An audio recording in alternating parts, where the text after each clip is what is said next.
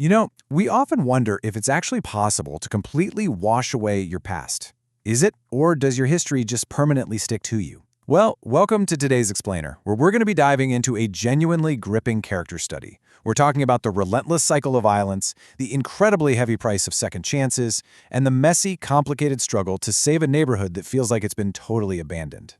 Picture this. You step out of federal lockup after 15 long years. You're ready to clean up the streets, but you walk right back into the exact same neighborhood that took your freedom in the first place, only to realize that the devil is quite literally waiting for you. The war there? It isn't over. It's just changed hands. The neighborhood hasn't just decayed while you were gone. It has turned into an absolute war zone ruled by ruthless forces. So let's jump right into part 1, the ex-con's return. Our main guy here is Armstrong Kane, and there is just this jarring, undeniable contrast between his past and his present. He served 15 years in federal prison for manslaughter. But now he's acting as the pastor of his late father's dilapidated street church, the First Community Church of God. And look, Kane is not some pristine, untouchable hero. Far from it. He's deeply flawed. He's stepping into a sanctuary that doesn't even have working heat. But he is completely driven by a promise he made to his deceased father to rebuild the congregation basically one sheep at a time. And Kane carries this incredibly heavy self-awareness with him. He outright says that 10 seconds of anger cost him 15 years in prison. He tells this intense story about sitting at a dinner table, getting slapped by a friend in front of 2 girls, and just snapping. In a flash of blind rage, a knife gets pulled, and literally 10 seconds later, Kane is headed for an orange jumpsuit. It's crazy to think about, right? That fleeting loss of temper cost him his freedom. And keep that in the back of your mind, because it acts as some major foreshadowing for the ultimate test he's going to face. Moving on to part 2, the battle for a soul. Right at the center of this neighborhood battle is a kid named Norris Jones. Norris is a young street dealer who is in way over his head. After a police confiscation, he owes $5,000 to a local drug boss named Blaze. But Norris isn't just some hardened, heartless criminal. He's actually expecting a baby with his girlfriend, Ashley.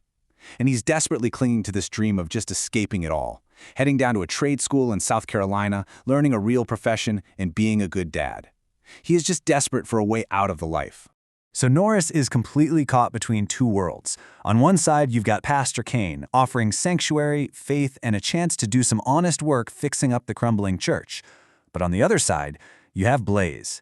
Blaze represents the brutal, unforgiving reality of the streets. He demands loyalty, he enforces debt, and he refuses to just let Norris walk away. It's like a classic tug of war. They're essentially the proverbial angel and demon, both fighting for influence over this young man's shoulders. All right, part 3, 2 visions of faith. Now, before we see how Norris's situation unfolds, we have to look at the really sharp social commentary happening here. Kane's gritty, hands-on street church is literally falling apart. No heat, peeling paint, the works. But he is out there on the grassroots level with a megaphone, acting as a personal father figure to these kids. Contrast that with Reverend Christopher's Tri-Fire megachurch. It is entirely corporate. It's numbers-driven. Christopher boasts 3,500 members and rolls up in a shiny BMW 745.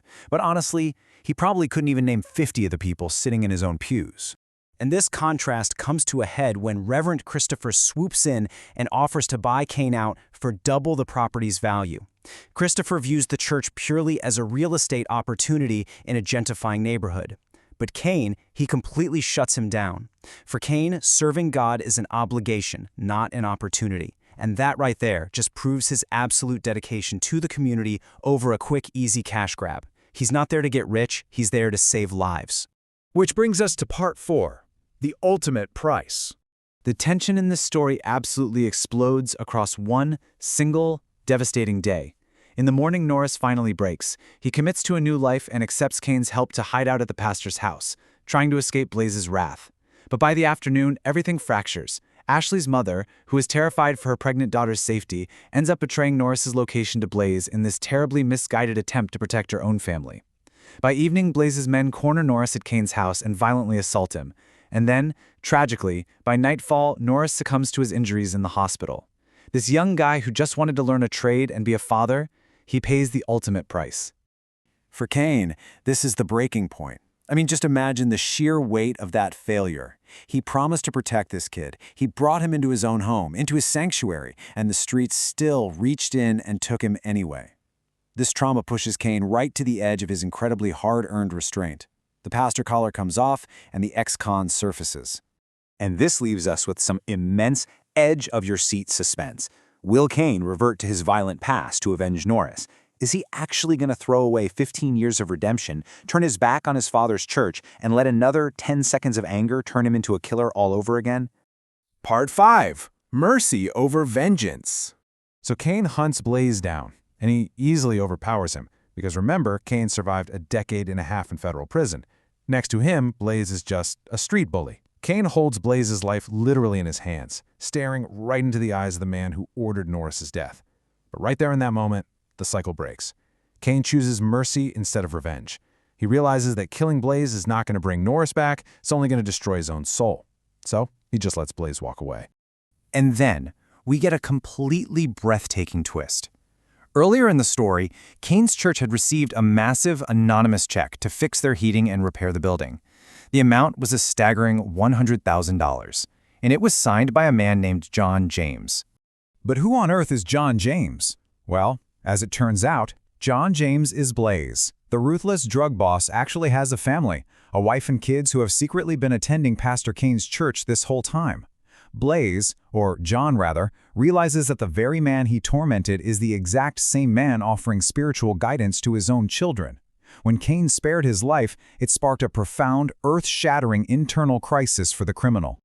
This right here is what true redemption actually looks like. It's the act of saving or being saved from the absolute darkest parts of ourselves. Blaze doesn't just walk away from the fistfight. He abandons his entire criminal empire. He comes to Kane's church completely broken, and he asks to be baptized. He finally surrenders. It all culminates in this one incredibly powerful realization right before the baptism. Blaze must die, so John James can live. It is such a brilliant metaphor. The villain has to die to save the man trapped underneath.